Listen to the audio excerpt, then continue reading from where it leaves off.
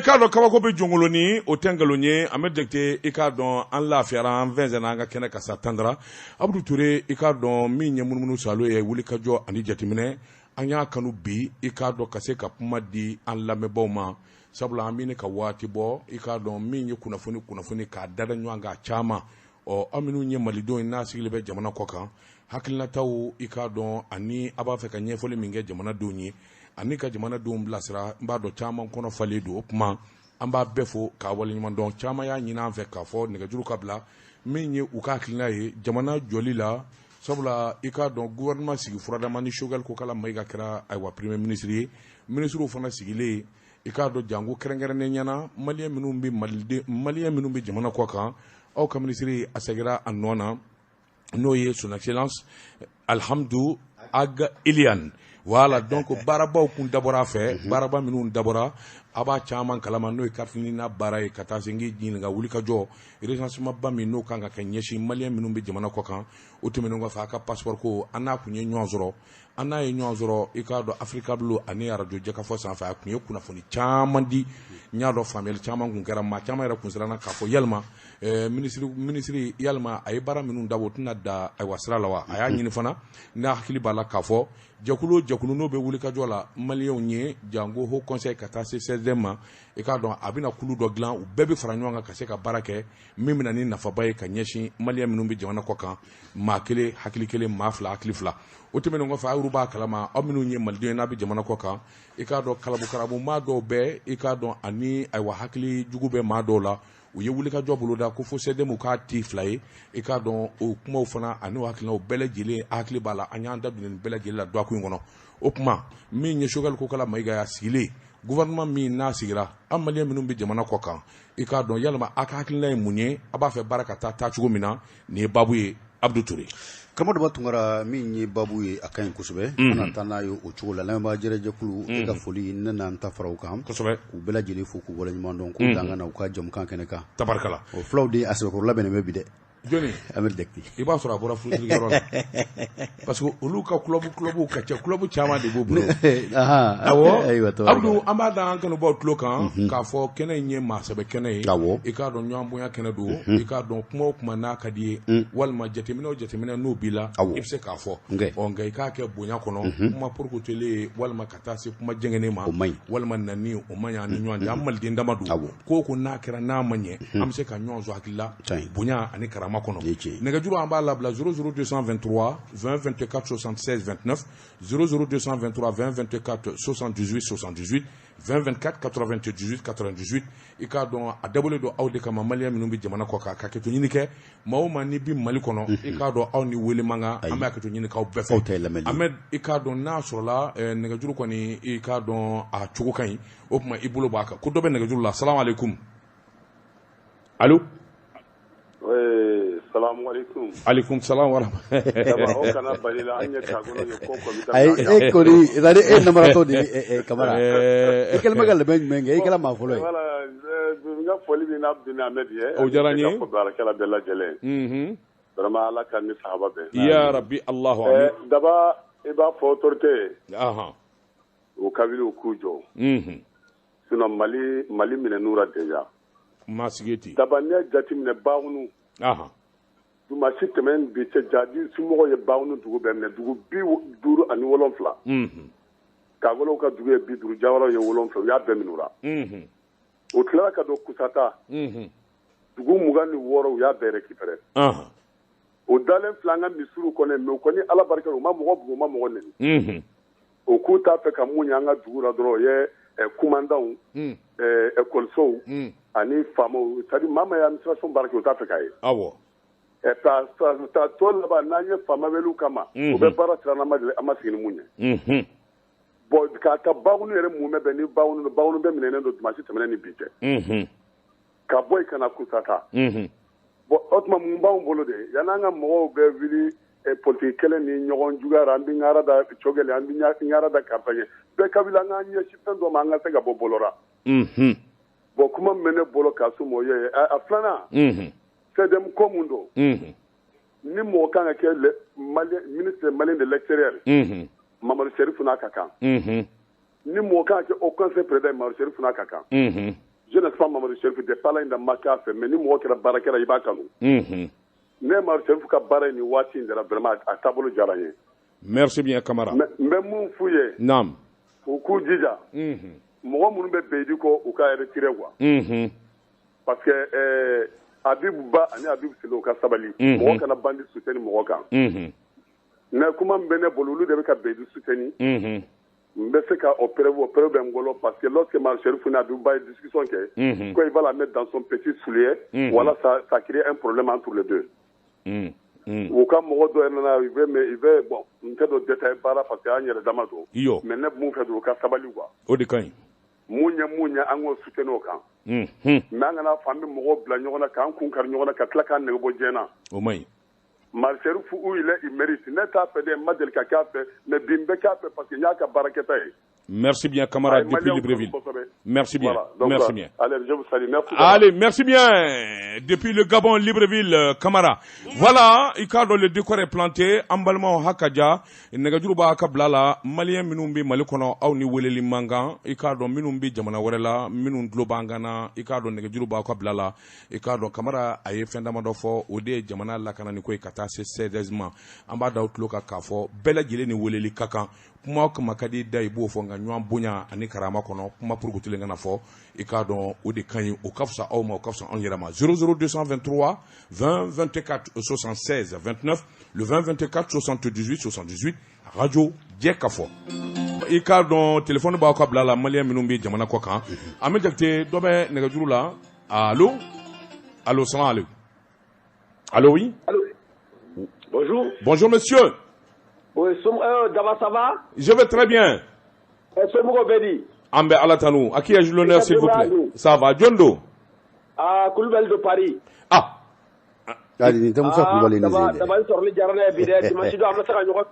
Aïwa, Koulibaly. Oh, ami jaga do de ka jamana ni alisa ala ka hene do masa ala en no kwa ya rabbi allah amin daga do ke anyira do maye ami so ni ala ko no ya ami sirami ala ka ngiso ma ya rabbi allah amin mawo ma jamana ni ko kibi java jamana nyava ka jamana to nyava ala ki la fale ka gabe tour urgence ni wale ka wala ko amina parce que dokara daba kwa am be o ka di cadre la rebe placer mina ala be mino wasale do kwa amin Koulibaly kwa daba Mali tɛ Bamakɔ dɔrɔn ye quoi. Ayi o tɛ. Ne bɛ fɔ ko Mali ka taa Kidali ka taa f'a kun na a bɛɛ ye Mali de ye quoi. Donc an bɛ nin mankan ba in na quoi kabi 2013 la ni yɔrɔ in bɛna na k'an ji don yen nɔ halisa an bɛ popapo la quoi maa si t'o kuma yɛrɛ fɔ quoi ni mɔgɔ bɛ kini sɔrɔ ka dun dɔrɔn ani tigɛmɛnɛ ka kafe min dɔrɔn a b'an ɲɛna ko ye Maliko bannen ye quoi. Daba an ka kɛ Ala kama quoi maa minnu bɛ gɛlɛya la u k'a lajɛ u ka jamana in sɛki jamana in daya la quoi. Daba quoi. Ne tɛ kuma caman fɔ fɛ ne ye mɔgɔ kalamɛli de ye bɛɛ ka yafa ma ni nɔnɔ maa min ka sɔrɔ k'a kɛ Ala ni kira kama ka yafa ma kuma ɲɛfɔ de don quoi. An yafara. Mais an bɛ don o don mɔgɔ minnu bɛ ka sa f'an k'a bila an kun na ko an balima dɔ de bɛ ka sa quoi. An b'a dɔn saya bɛ yen don o don mais n'a ma k'i ka so don min a bɛ n'a fɔ ko ma kɛ quoi. Mais daba e kɔda waati tɛ bɛɛ kɔda waati ye daba problème bɛ Mali la bi. Daba. Problème bɛ. Kɔnɔ t'a lajɛ daba yanni ka ko o ko kɛ. Jamana in bɛ se ka bɔ dɛgɛ na cogo cogo jamana in ka segin an mɔ quoi k'o lajɛ o ka kɛ quoi. Koulibaly. An bɛ boli dɔ kun an tɛ sɔngɔnɔ min na Kidali t'an da ye yɔrɔ wɛrɛ minɛlen don fan bɛɛ fɛ mais mun bɛ popapo la halisa foyi tɛ ka bila kala kelen ka daba daba an ka sabali ta. U k'u jija jamana in ka segin an daya la fɔlɔ n'o kɛra tuma min daba an bɛ sɔrɔ k'an fa tɔ fɔ quoi. Koulibaly e bɛ bɔ Mali yɔrɔ jumɛn na? Ne bɛ bɔ Kulukɔrɔ de ne ye Kulukɔrɔ ka de wa daba ne bɛ e dɔn ne bɛ Jabate dɔn ne bɛ Ture dɔn ne bɛ Jɛgafɔ maa bɛɛ dɔn parce que ne yɛrɛ bɛ quartier in na ye quoi. Parce que o diyara n ye Koulibaly. Ne bɛ jamana maa bɛɛ ne bɛ Jɛgafɔ lamɛn bi hali ne t'a san hakɛ da dɔn quoi. Ayiwa i bɛ ladilikan jumɛn di faamaw ma? Ne ka ladilikan min di u k'u jija k'o k'a kɛ Ala ni kira kama u ka jamana nin kɛ an ta ye quoi. Ayiwa basi n y'a mɛn Koulibaly. Parce que Mali t'an ta ye quoi ni cɛ n'a muso bɛ kɛlɛ la. E taara ko ka kɛlɛ ban quoi ko cɛ ni muso ka kɛlɛ ka ban mais kɛlɛ bannen ko cɛ kana si so kɔnɔ i ya kɛlɛ de ban wa i ya kɛlɛ juguya de. I ye du yɛrɛ ci. Wala i ya ko bɛɛ can donc munna u ko k'an kana se Kidali o don n'a o bi cɛ maa t'o kuma fɔ. Don o don bɔ sigiyɔrɔ la dɛ bɔ ɲɔgɔn la dɛ a kɛ ten da dɛ mɔgɔw bɛ ka sa don o don maa minnu bɛ burusi kɔnɔna nɔ gɛlɛya min b'u la bi Ala kelen bɛɛ de b'a dɔn daba.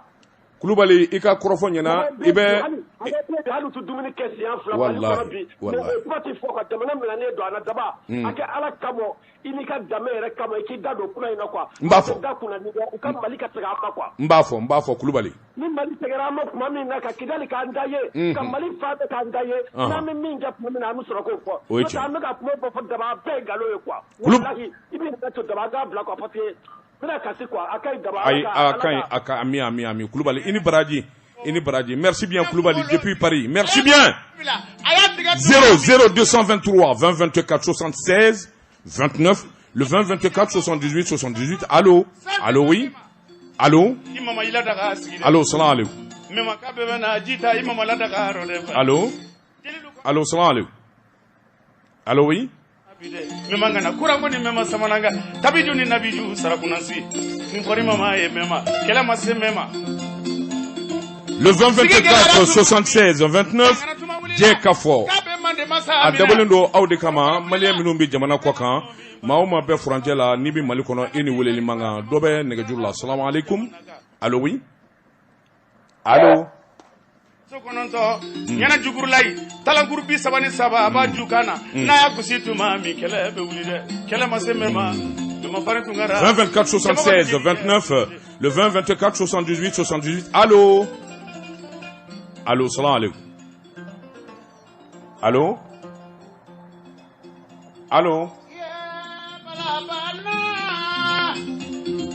tatugu jali kewula yamariyo balabana dabamaso Jelikɛ i ban n'i banna bɛɛ bi ban i ban 2024 76 29 an tile allô wa alaikum salam wa rahmatullah grand Sila to New York. How are you, my friend? Alhamdulillah, very fine. Your business is good? I am at work today. My family going to Africa, so I'm looking for second wife now. Very good, very nice. Your family is nice? Yeah, did you listen to what I say? Okay, we are fine. We are nice too to Bamako. I'm directed like a grand Sila. Bismillah, Mungera.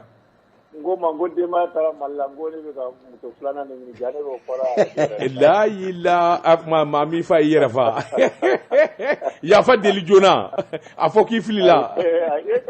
Kana kene musoko che atala ko mbi mbo fi ndoko yafa deli ayo base profo mi bulu manyena Sila adogoyidi ko kamara ka singa do ne akubika korofo mo ne ma famye kanya ku ga jamana minene no ako u ka jamana minyu ale bi bo fanfela mina dugu mbikla ka fie ako dugu muga ani ko jadu keleme ka bemine ka holo dugu kata jawaro bi yoromi ayo defo ku daleme misulu kono voilà donc c'est compliqué voilà c'est compliqué ni fo mo di sonde ka kuma mo e kunye mu fo ne o de fo go ado fo arna ene soutenala ni fo go beti la benti uti dugu toyi bien sûr no ni ke par dugu no kameta wa billahi da banye kuma fa be na o de la bon nous mu la be fusti et pourtant violo wuli era bule nyena eni ne be kuma kelena fana be ne fo dongo duguba fɔ cɛw de bɛ yen min ye jadi maa man ka don dugu kɔnɔ k'a fɔ u bɛna k'u da misiri kɔnɔ ka cɛw balolen ta a man kan yanni sɔrɔsiw kana u kan ka tasuma wuli la. D'abord u ka dugu ci ko han ka dugu ci ka kɛ tomo ye o ka fisa u ka don dugu kɔnɔ k'aw bila aw sago la. Ça je suis d'accord. mais ni kelen min bɛ aw la o ni kelen de b'u la ɲɛ b'u la diya ka d'u fana ye o bɛ sira ka taa o. Lajila Non. Alors, c'est pas la peine. Sila. Ni de fɔ Mali bɛɛ ye Mali dugu bɛ ni djihadisme ma taga yɔrɔ la a y'a armée k'aw sigi. A y'a labɛn dɛ o bɛna dɛ a y'a labɛn dɛ. Daba janfan fɔlɔ bɔra yɔrɔ min na i b'a dɔn. Ayi. il ka tile la marifa dilanna fɛn o fɛn tun bɛ marifa dilan u y'a bɛɛ minɛ k'a bɛɛ don kaso la k'a ka interdit or que jaabi mɔgɔ si t'o mara ni anw dugukɔnɔmɔgɔw tɛ mais u y'o bɛɛ de interdit maintenant sisan ni de population bɛ mɛn nin tɛ se ka foyi sɔrɔ hali bere u t'a sɔrɔ bon olu yɛrɛ sɔrɔsiw bɛ ka kɛlɛ kɛ ni marifa ni char combat min ye o de bɛ jihadiste bolo bon ninnu tun b'u défend ni marifa min ye artisanal minnu ye a fabricant kelen tɛ Mali kɔnɔ bilen u y'a bɛɛ minɛ k'a bɛɛ datugu k'a bɛɛ suspend bon o de ye problème yɛrɛ yɛrɛ bon n bɛ fɛ ka min fɔ dɔrɔn 16e ko in na komi a tun tɛ pas ko daminɛna an ma kuma an ma kuma tout à fait vraiment cɛbilenna dɔgɔnin u k'u yɛrɛ dɔn ten kɔ ka maliyɛnw respecté ni cɛbilen donna gouvernement na a tɛ kuma mais n'a tɛ gouvernement na a bɛ critiquer mais bɛ hakɛto ɲini mɔgɔ minnu bura don ni mɔgɔ minnu kɔrɔkɛ ni balimaw don bɛ hakɛto ɲini ne burankɛ don cɛbilen ye burankɛ de ye burankɛ de ye kuma cogo dɔn bon cɛbilen bɛ ka min kɛ effectivement ko da walo tɛ ka mɛ debi fana bɛ ka sogo ɲɔgɔnna kan mais t'a dɔn hali ni mɔgɔ min kunkolo ti e bɛ se ka t'i jɔ cogo di ko 16e k'e y'o président ye k'e y'o tigi e bɛ se k'o kɛ cogo di ka tila ka tugu mɔgɔw kɔ ka taa premier ministre ya non a b'i ci la mɔgɔw bɛ ka couvrir d'abord u kana couvrir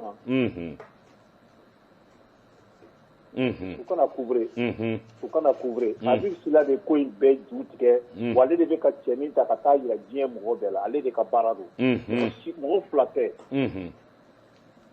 o ye fila ye sabanan ye min ye daba o tila o au conseil wo ni c'est-à-dire que moi je comprends pas ni mɔgɔ minnu yɛrɛ rentré la Mali la définitivement olu bɛ se ka kɛ au conseil baarakɛla ye ça c'est compliqué denmisɛnninw bɛ farasi u ka carte ɲina ko ɲagaminen don i tɛ au conseil mɔgɔ si kelen ka kɛlɛ kɛ alors que nin y'a ɲuman de ye sisan denmisɛnninw ka carte ɲina ka kɛlɛ k'a la pour que u ka sɔrɔ tout à fait mais u tɛ ka kɛlɛ kɛ u tɛ ka fosi fosi kɛ olu kɔni bɛ yaala ka place de ɲini dɔrɔn mais ni mɔgɔ min n'aw kɔni n'aw rentré la Mali la ka ban mais c'est fini aw ka ko banna a y'aw tɛ bɔ au conseil la mais hali bi aw de bɛ taa présenter ne de ye au conseil nin ye dɛ ne de ye président ye dɛ ne de ye nin ye a bɛɛ bɛ jeliya la a bɛ nɔfɛ mais hɔrɔn yɛrɛ ka dɛsɛ i danbe ni i bɔkolo la ka tila ka taa kɛ jeli ye mɔgɔ dɔ nɔfɛ ten natani dɔ kama ten pour rien du tout n ka cɛ i ye kuma dama tɛmɛ dɛ a kɛtɔ bɛ kuma kan mun ka baara tɛ bolo kɔnɔ k'a kamo de ma jeli ne kan tɛ aw ma i b'a dɔn ne kɔni yafa deli fɔlɔ yafa deli n ye yafa deli ni ma fɛn d'a kan ne jeli ko ka di n ye o yɛrɛ bɛ n kalan n b'o dɔn ok d'accord problème ye min ye dɔrɔn hɔrɔn kana tugu hɔrɔnya kɔ ka tila k'o tanu nkalon kan ka tila k'o ye janfanw sigi kɔnɔ ka tila k'o tanu o de man ɲi quoi o man kan tout à fait i y'a ye Serifu filɛ nin ye Serifu a ma wari di ne ma i n'a fɔ Kamara y'a fɔ cogo ne yɛrɛ ta ka jugu ne tɛ o conseil la du 16e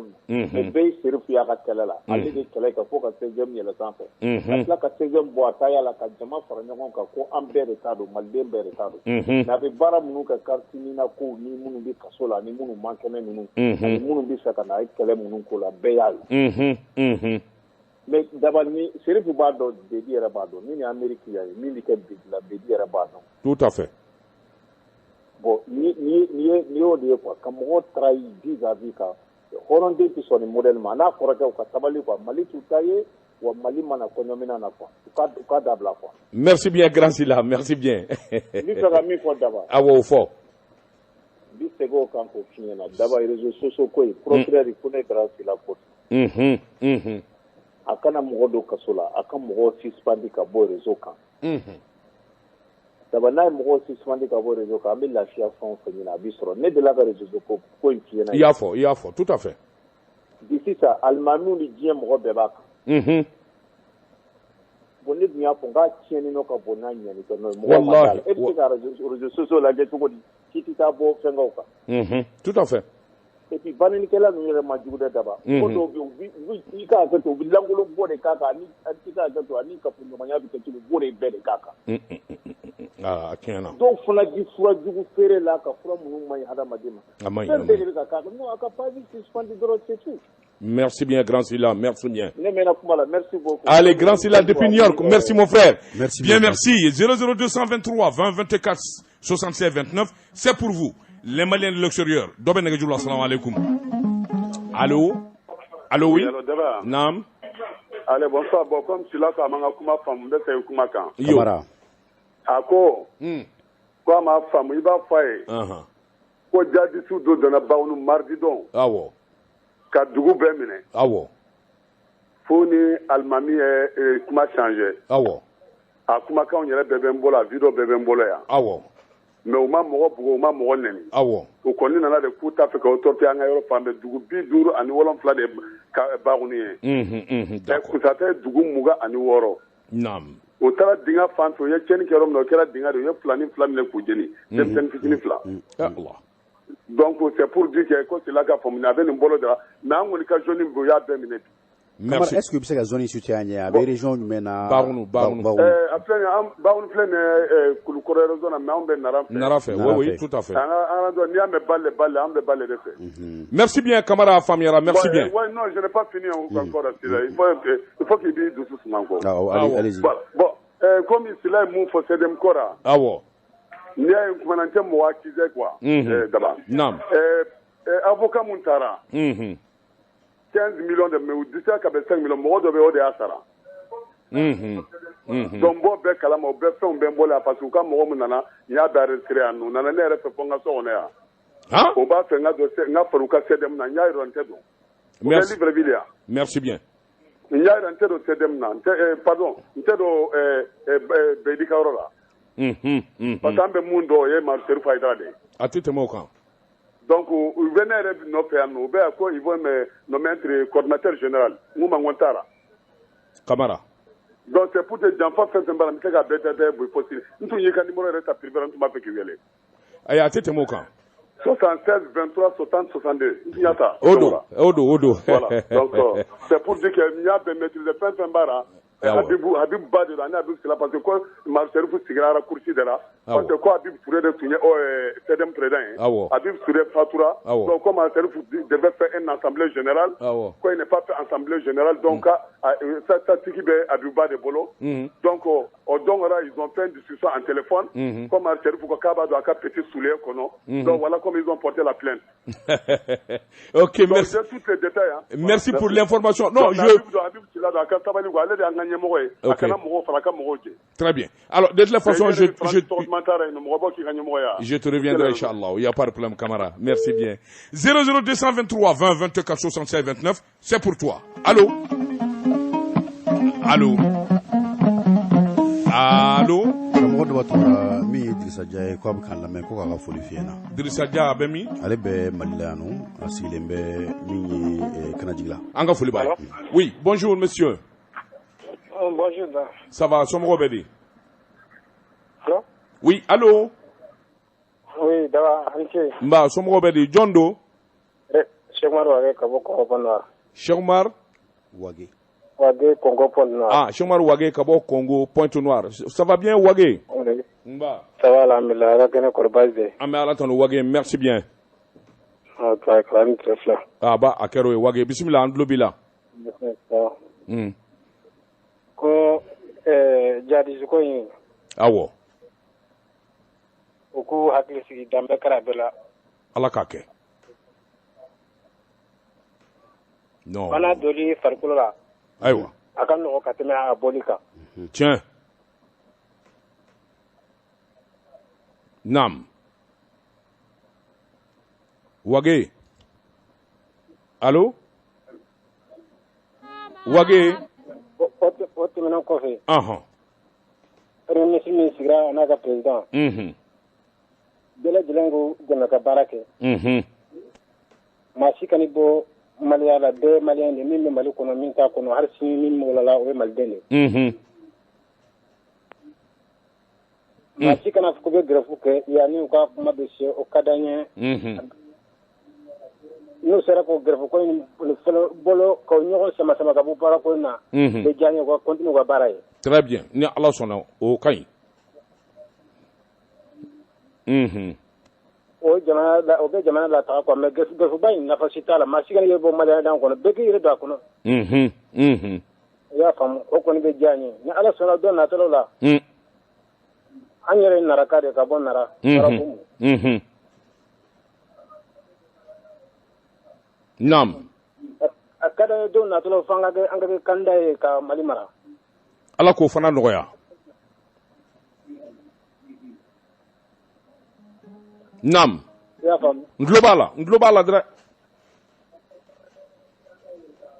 ka fɔ n tulo b'a la gɛlɛyani min bɛ nɛgɛjuru sira la wage alors man b'a fɔ wage ɲɛna karamɔgɔ daba tunkara ale ni maa o maa bɛ fɛ ka weleli kɛ n'aw ye weleli kɛ ka ban n'a bɛ mali kɔ kana na a b'anw lamɛn fɛɛrɛ min na a kana o lamɛn a ye o fa walima k'aw mabɔ o la aw ka kuma telefɔni sira la n'o kɛra kumakanw bɛ jɛ kumakanw bɛ u b'an lamɛn fɛɛrɛ min na o ka n'o lamɛn awɔ u b'an lamɛn fɛɛrɛ min na u b'an lamɛn ni fɛɛrɛ min a bɛ taa radio ye o oui u bɛra k'an lamɛn fɛn minnu na u ka n'o fɛn lamɛn u b'o datugu ka kɛ o de ye fɛɛrɛ ye o karamɔgɔkɛ 00223 20 24 76 29 allô je parle des moyens bien sûr d'accord allô jɛ ka fɔ aw de ta don an minnu bɛ jamana kɔ kan n'i bɛ mali kɔnɔ i kana weleli kɛ dɔ bɛ nɛgɛjuru allô allô salam alaikum allô allô oui bonjour monsieur alors an bɛ jakite i k'a dɔn an b'a da lamɛnbaaw tulo kan n'i y'an wele komi Abdou y'a fɔ a ye cogo min i b'a k'an lamɛn fɛn min na i b'o lamɛnni to yen k'a kɛ telefɔni n'o kɛra an bɛ ɲɔgɔn sɔrɔ ka ɲɛ dɔ bɛ nɛgɛjuru la salamu alaikum allô allô salamu alaikum wa alaikum salam daba tunkara naam bisimila jɔn don alhamdulillah monsieur Abubakar Keita Congo Brazzaville monsieur Abubakar Keita Congo Brazzaville alhamdulillah min maliyɛn bɛɛ lajɛlen fo bi iri poto n b'o dɔrɔn de dɔn Brazza poto voilà non mais iri deni na d'accord ok bisimila an tulo b'i la Abubakar alhamdulillah min maliyɛn bɛɛ lajɛlen fo naam kɔri basi kɔni tɛ an ka président na ni premier ministre bɛɛ lajɛlen la ça va alhamdulillah ko maliyɛnw ka bɛn k'u bolo di ɲɔgɔn ma bɛn de ɲɔgɔn na tɛ jamana kɔnɔ hadamadenw n'a bɛn na surtout jamana diɲɛlatigɛ fɛn la nka n'an ma bɛn k'a bolo di ɲɔgɔn ma dɔrɔn a kuma ka ca ala ka fama ɲuman d'an bɛɛ lajɛlen ma ya rabi ala k'o kɛ Abubakar alhamdulillah aba kuma ka gɛlɛn n'an donna min gasi la an bɛ yafa ɲini ka bɛɛ lajɛlen ma merci bien Abubakar i ma gasi ma ko kɛ baara ɲɛna ko i ka kuma ka ɲi a kolo ka gɛlɛn merci bien merci bien Abubakar ko an bɛ maliyɛn bɛɛ fo Congo Brazzaville 20 24 78 78 20 24 98 98 jɛ ka fɔ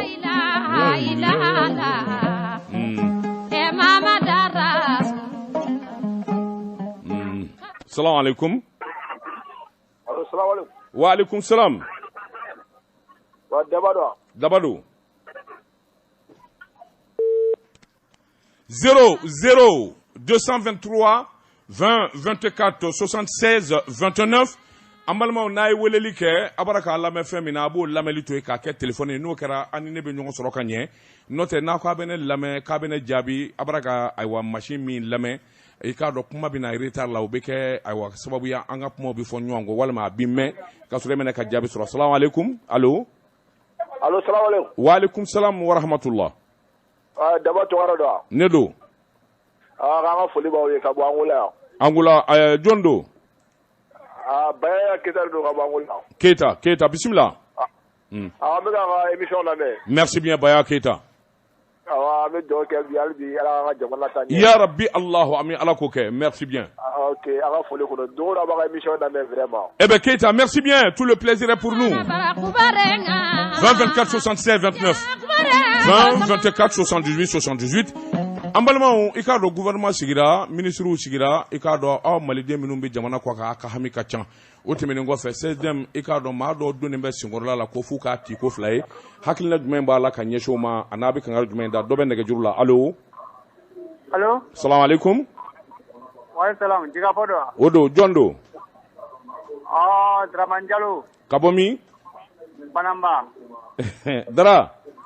Ouais. Samiyaju bina Banamba wa. Ah, Samiyaju bina ne. Aywa, ni maa min bɛ Mali kɔnɔ i tɛ weleli kɛ ni jɛmukan na i bɛ hakɛ to 00223 20 24 76 29 20 24 78 78 jɛ ka fɔ. Ni dongdara jumɛn kan? Dongdara ye jumɛn? Tita Kone. A ka dongulu ka di dɛ.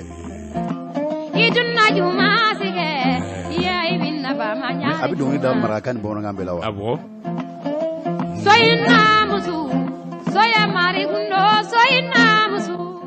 Salamu alaikum. Wa alaikum salam rahmatullahi ta'ala barakatuh. Kefa Jondo.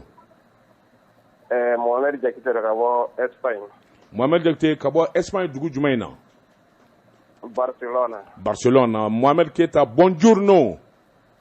Non, buongiorno. O è italiano. Ah, italiano. Ah, before I say bonjour. Buona dia. Buon. Ayo, bismillah. Buon dia. Ah, mais ala tanu Mohamed Keita. Ça va? Jakite. Ah, Mohamed Jakite. Ah, Jakite. Barcelona.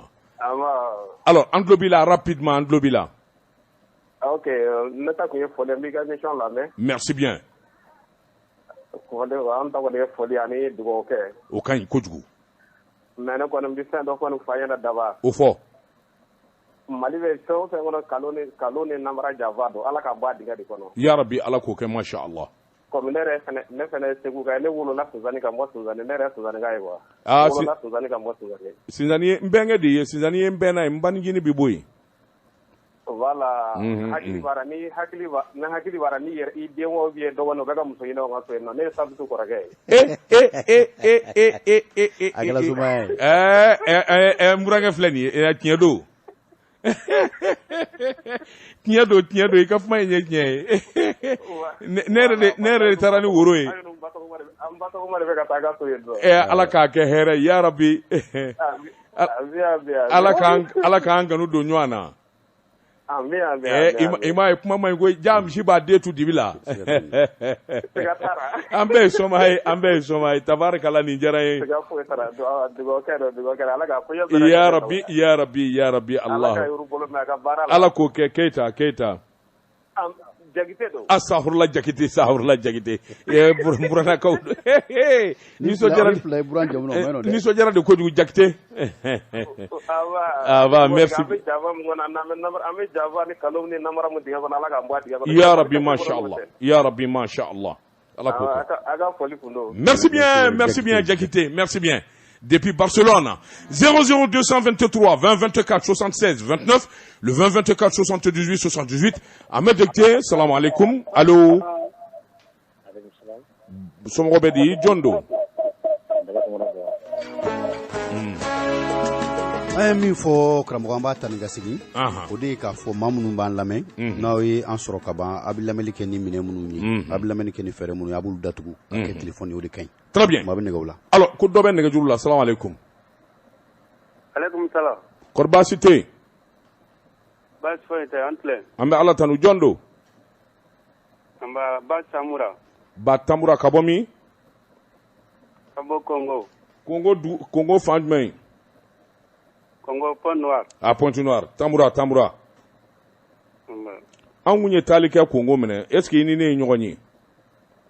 Non, an ma ɲɔgɔn ye. An ma ɲɔgɔn ye. Baasi Tamura bisimila. An tulo b'i la. Asa an kɔni ta ye an bɛ foli de kɛ Ala ka Mali Ala ka basigi. Ya Rabbi Allahu ami.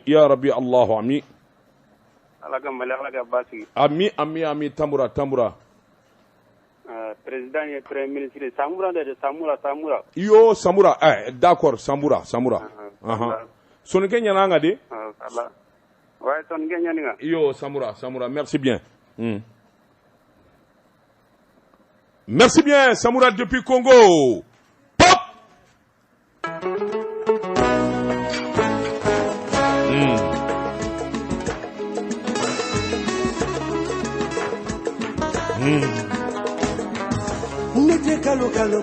O maɲi o, a maɲi, manamanakanw maɲi, a cayara. Achayara. 20 24 76 29 Antlé. Antlé. Allô? Allô? Hein? Guinée équatoriale Malabo. Guinée équatoriale Malabo. Djondo, c'est qui? Ah oui, bonjour. Bonjour, Kisma Fofana. Nam. Kisma. Nam, Kisma Mbala Tanou, ça va très bien. Ah bah, Malabo. Ya Rabbi, Allahu Ami, Ya Rabbi, Allahu Ami. Ami, Ami, Ami, Ami, Ami, Ami, Ami. Kisma. Alors que masha Allah Kisma. Eh, ni isi kinyoni kama nafajika ufu. Oh, aywa. Merci bien. Nte kalo kalo kuma fe. Jamana chiba uchara dere.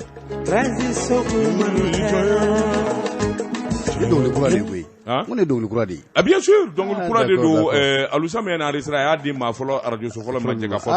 Ah bien sûr, bien sûr. 00223 20 24 76 29.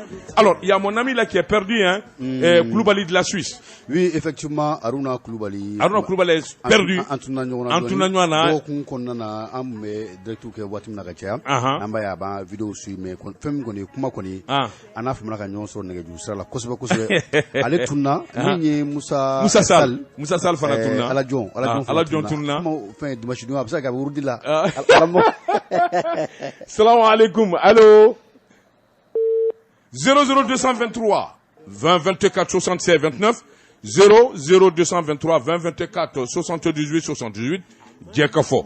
Amalma Mali gouvernement ikado sigira singa ministre sigira premier ministre sigira ikado akakila munye okan jekulu mi nuka masedem na bi chesiri ni wulika jola au kama Mali ya minumbi jamana kwaka ikado awapuma chama ba no fa akakila munye abi kangara jumenda negajuru bi bolo. Salam alaikum.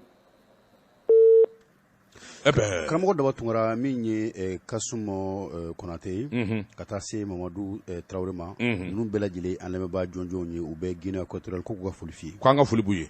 Alors minnu b'a ka weleli kɛ Bamakɔ o de bɛ kɛ sababu ye nɛgɛjuru ka tigɛ Mali kɔnɔ a b'a lajɛ k'a dabila o de bɛ ɲɛ. Salam alaikum. Allo oui. Eh ben tu vois c'est un problème.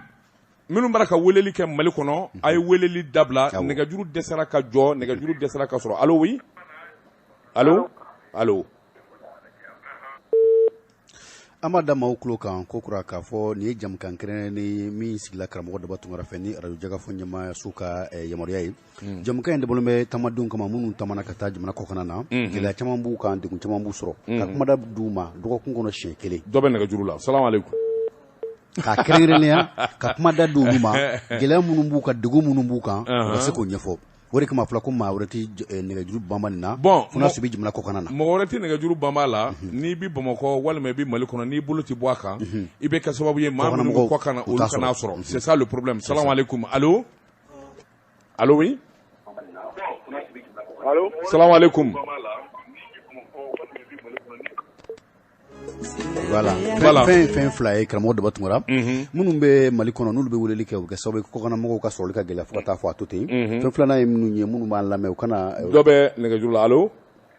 Allô. Oui bonjour monsieur. Bonjour, salam alaikum. Wa alaikum salam wa rahmatullah. Somogo. À qui ai-je l'honneur? Diallo Amara depuis Paris France. Monsieur Amara depuis Paris France. Comment allez-vous monsieur Amara?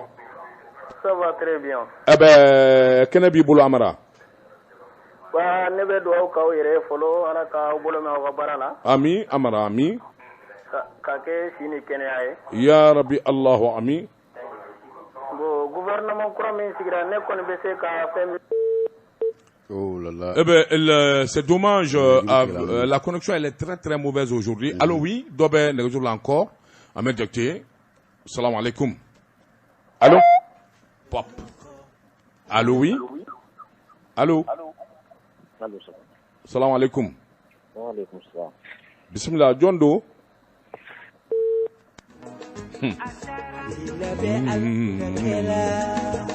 Achayara. Ka daminɛ Kayila ka taa bila Minakala ka tɛmɛ Bamakɔ fɛ aw tɛ weleli kɛ ni jamukan ye. Oui, allô. Salam alaikum. Wa alaikum salam wa rahmatullah. Allah daba. Somɔgɔw bɛ di? Allô.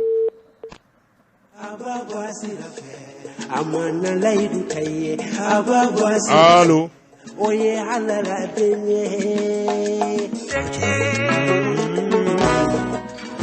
Alors, an balima an bɛ ka to ɲini kɔfɛ i k'a dɔn connexion na dɔw bolo dalen bɛ nɛgɛjuru ka Bamakɔ u t'a bila o bɛ kɛ sababu ye kɔfɛmɔgɔw olu kana sɔrɔ u k'a dɔn o tuma faamuyali nana sabula n'i ye weleli kɛ i k'a dɔn i ka numéro bɛ bɔ écran kan an b'a dɔn weleli kɛra ka bɔ yɔrɔ min na donc allô oui bonjour monsieur. Oui bonjour. Comment que va? Oui ça va. Mba John Do s'il vous plaît. C'est Daba Tungara. En chair en os. Hein? Oui. Ale yɛrɛ don. C'est Daba Tungara. Awɔ Daba Tungara don ni Daba Tungara de bɛ kuma na. Ok. C'est Ablaye Traoré Gabon Libreville. Ah Gabon Libreville. Traoré Ablaye. Oui. Oui monsieur Ablaye an tulo b'i la. Ah non ka foli kɛ dɔrɔn n'i ka jigan fɔ la mɛ Daba Tungara i ka fɔ ka dan trop. Kulubali ala kan Ablaye hein. Ablaye merci bien. Oui Traoré. Et Traoré ala kan to ɲɔgɔn ye. Ami. Merci bien. En balimaw i k'a dɔn an bɛ taa New York Seba Kulubali depuis New York. Seba comment vas-tu? Bonjour non.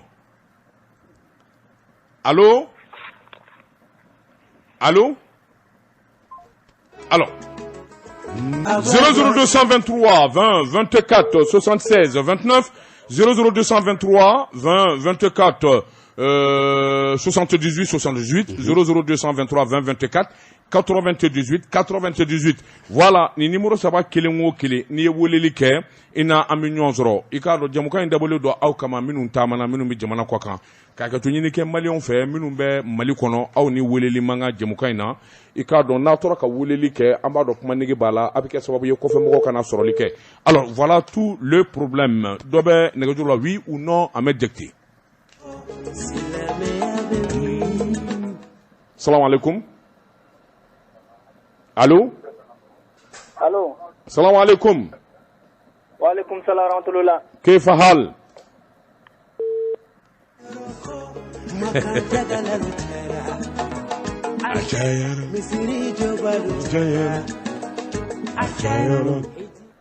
Allô oui. Alaikum salam wa rahmatullah. Alaye Daba Tungara. Naam. Sambu Sifani. Igo, anime ani keba? Si, parondanga. Alors, j'imagine que tu es en train d'aller ni te faire un foyer là, ibaraka mounou bita folie qui est fait comme ni meno ami yala nous fait gomi. Ça tous les dimanches c'est comme ça. C'est comme ça. Et wallah, si. Je t'appelle pour prendre tes nouvelles. Ben ça fait plaisir mon frère. Ok. Si c'est carré si. Amin Arabi Sambou Sissé, merci bien. Ya Rabbi Allah Amin Sissé. Très bon courage et un très bon dimanche aussi. Merci mon frère Sambou Sissé depuis Paris. Allô, Seba Koulibaly depuis New York. Seba, bonjour. Oui, bonjour, ça va, Koulibaly, New York Koukao. Mandara Cité. Jamana Kadi. Jamana Mandira. Subhanallah, Seba, ma hera fonye Jamana Kadi.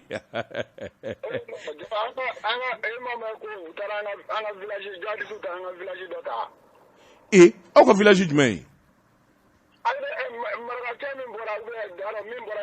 Kamara. Awɔ. Nara fan fɛ. Bon, a bɛ kɛ cogo di? Ko tɛ wa? A bɛ ɲɛnabɔ o? Maliden bɛɛ de ye kelen ka taa Bamakɔ fɔ Kidali, Maliden bɛɛ kelen. Awɔ. Ni Maliden kelen na, i touchera Maliden bɛɛ de la. Wallahi o ye tiɲɛ ye. Voilà, bon, fɛn terme la, a ka comment dire, u ka tɔn de sa. 16e. Même problème ni quoi. Awɔ. On a hakilila min y'a la parce que depuis 16e créé wagati yɛ. Awɔ. Hakilila n ye hakili kɔnɔ fɔ quoi. Olu y'a créé la cogo min na, créé la de dɔw ninnu u ye minnu ye olu mana se ka olu kɛla fɛn minnu na olu b'a lajɛ pour que u b'o kɛ quoi. Awɔ. donc ni ma y'a fɔ créer la problème tɛ hali ni minnu fana donna la k'olu y'a créer olu bɔra groupe ba in de la ka nin créer donc ni fɔra k'olu fana bilara ɲɔgɔn na o man ɲi quoi. awɔ. donc min don u man ka bila ɲɔgɔn na u fana ka bɔ tuguni u fana k'u ka groupe wɛrɛ fana créer u ka mankan dabila nafa t'o la a bɛɛ ye kelen de ye. a bɛɛ ye kelen de ye u ka groupe wɛrɛ sigi dɔrɔn ka 16e to yen c'est tout. voilà président actuel min bɛ yen yanni k'a fɔ k'i bɛ bɔgɔ ma i dun bagara président wɛrɛ ma fɔlɔ ko o man ɲi.